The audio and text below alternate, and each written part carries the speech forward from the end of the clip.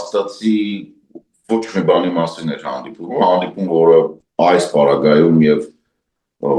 այս երկու երկրների միջև հարաբերությունների պարագայում առավել եւս կարող է ուղղակի առողջազանգով լուծվել։ Այնպես որ չեմ տեսնում կարիք դրա, չէի տեսնում եւ մինչեւ նույնիսկ այս հանդիպումից հետո չեմ տեսնում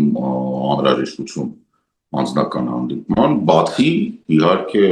եթե խոսքը չի գնում նախընտրական պայմանավորվածությունների եւ փաստացի տենց էլ եղավ։ Ինչ պայմանավորվեցին ընտրությունների վերաբերյալ։ Դե ինքը գրեթե ուղիղ ցույց տվեց, թե ինչ է կատարվում, այսինքն Պուտինից ինքը ստացավ այսպես կոչված քաղաքական պատերազմի մեջ, սենց ասեմ, զինադադարի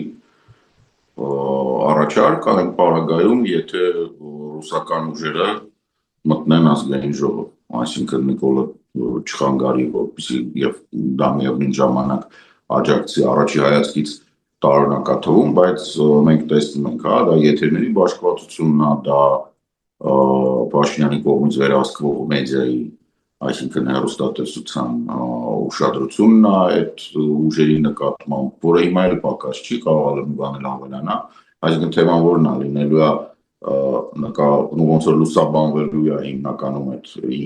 իրեն պատկանող ալիքներով, լուսաբանվելու է Նիկոլը